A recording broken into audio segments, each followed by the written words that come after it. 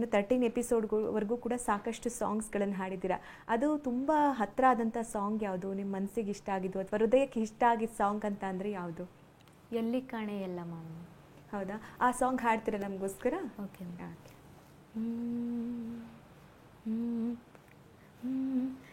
ಎಲ್ಲಿ ಕಾಣೆನೋ ಶಿವನುಲ್ಲಾಭೆ ಎನಿಸಿದೆ, ಕಲ್ಲಿನೊಳಗ ಹುಟ್ಟಿ ಎಲ್ಲಿ ಕಾಣೆ, ಎಲ್ಲಿ ಕಾಣೆ, ಎಲ್ಲಿ ಕಾಣೆ,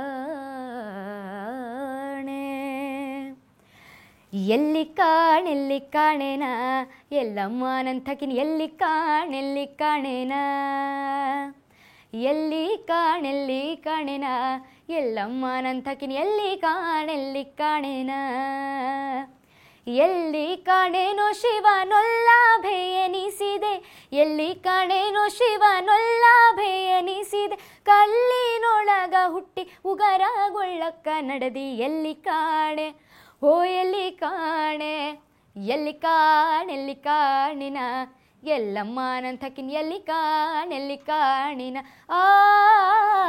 ಎಲ್ಲಿ ಕಾಣೆನ ಎಲ್ಲಮ್ಮ ನಂತಕಿನ, ಎಲ್ಲಿ ಕಾಣೆನ. ಆಲಾಪ ಎಲ್ಲ ಕೇಳ್ತಾ ಇದ್ರೆ ನಾವೇ ಒಂದು ರೀತಿ ಕಳೆದು ಹೋಗ್ಬಿಡೋಣ ಅಂತ ಅನಿಸುತ್ತೆ. ಕಳೆದೋಗ್ಬಿಡ್ತೀವಿ ಆ್ಯಕ್ಚುಲಿ, ಅಷ್ಟು ಒಳ್ಳೆ ವಾಯ್ಸ್ ಇದೆ ನಿಮಗೆ, ಇನ್ನೂ ಹೆಚ್ಚು ಭವಿಷ್ಯ ಇದೆ ಅಂತ ಅನಿಸುತ್ತೆ.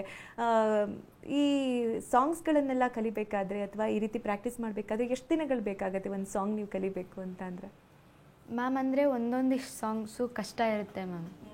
ಅಂದರೆ ಅದನ್ನು ಕೇಳಿ ಪ್ರಾಕ್ಟೀಸ್ ಮಾಡೋದ್ರಲ್ಲಿ ಒಂದು 2 days 3 days ಆಗುತ್ತೆ ಮ್ಯಾಮ್.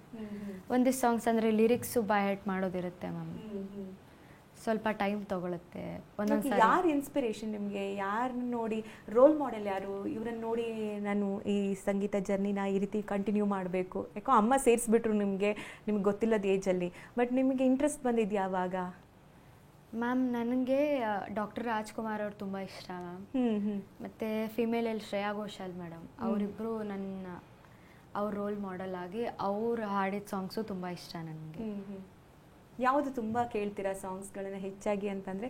ಈಗ ರಾಜ್ಕುಮಾರ್ ಸಾಂಗ್ಸ್ಗಳನ್ನೇ ಜಾಸ್ತಿ ಕೇಳ್ತಿರ್ತೀರ, ಅವ್ರ ಸಾಂಗ್ಗಳನ್ನೇ ಜಾಸ್ತಿ ಕೇಳ್ತಿರ್ತೀರಾ ಅಥವಾ ಹೇಗೆ, ಯಾವ ರೀತಿ, ಯಾವ ಜೋನರ್ ಸಾಂಗ್ಸ್ಗಳು ನಿಮ್ಗೆ ತುಂಬ ಇಷ್ಟ ಆಗುತ್ತೆ? ಮ್ಯಾಮ್ ನನಗೆ ಕ್ಲಾಸಿಕಲ್ ಜಾನರಲ್ಲಿ ತುಂಬ ಇಷ್ಟ ಮ್ಯಾಮ್. ಹೌದಾ? ಹಾಂ. ಯಾವ ಸಾಂಗ್ ಜಾಸ್ತಿ ಕೇಳ್ತಿರ್ತೀರಾ? ಮ್ಯಾಮ್ ನನಗೆ ಕ್ಲಾಸಿಕಲಲ್ಲಿ ಒಂದು ಹಿಂದಿ ಸಾಂಗ್ ಇದೆ ಮ್ಯಾಮ್, ಕುಹು ಕುಹು ಬೋಲೆ ಕೊಯ್ಲಿಯ. ಹೇಳ್ಬಿಡಿ, ಅದನ್ನು ಕೇಳ್ಬಿಡೋಣ ಯಾವ ಸಾಂಗ್ ಅಂತ. ಕುಹು ಕುಹು ಬೋಲೆ ಕೋಯಲಿಯಾ, ಕುಹು ಕುಹು ಬೋಲೆ ಕೋಯಲಿಯಾ, ಕುಂಜ ಕುಂಜ ಮೇ ಭೋರೆ ಡೋನೆ ಗುನ್ಗುನ್ಗುನೆ, ಕುಹು ಕುಹು ಬೋಲೆ कोयलिया, सज सिंगार ऋतु आए बसंती,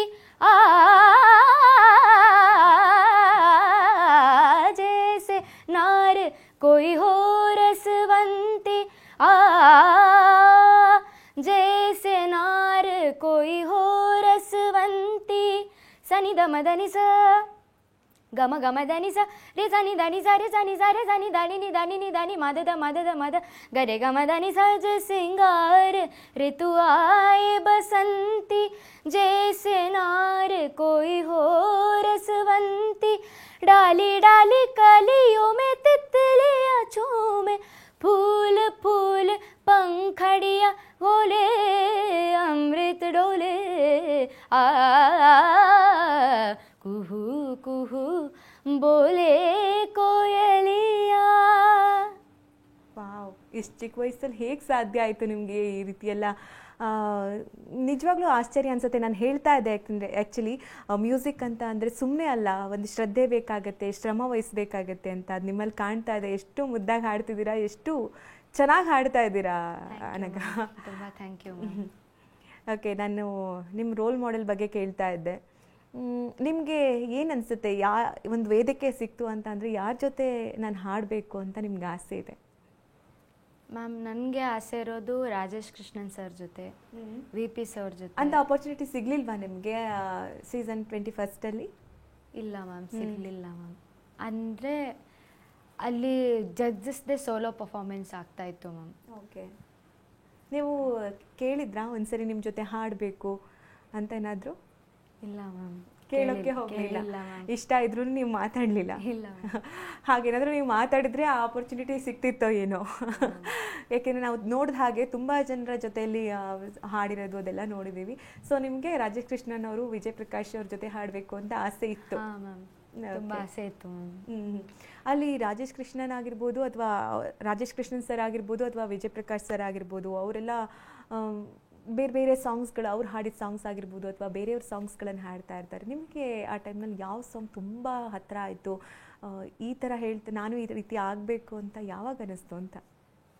ಮ್ಯಾಮ್, ನನಗೆ ವಿ ಪಿ ಸರ್ದು ಶಂಭೋ ಶಿವಶಂಭೋ ಆ ಸಾಂಗ್ ತುಂಬ ಇಷ್ಟ ಮ್ಯಾಮ್. ಅವರು ಅಲ್ಲೇ ನಾನಿದ್ದಾಗ ಅಲ್ಲಿ ಜನಪದ ರೌಂಡ್ ಅಂತ ಮಾಡಿದರು ಮ್ಯಾಮ್. ಆ ರೌಂಡಲ್ಲಿ ತುಂಬ ಚೆನ್ನಾಗಿ ಹಾಡಿದರು ಮ್ಯಾಮ್ ಸರ್.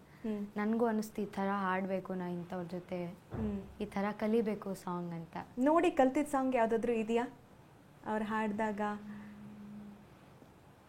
ಕಲ್ತಿದ್ದೀನಿ ಮ್ಯಾಮ್, ಅಂದರೆ ಕ್ಲಾಸಿಕಲ್ ಖ್ಯಾಲ್ಗಳು ಕೇಳ್ತಾ ಇರ್ತೀನಿ. ಹಾಂ ಹಾಂ.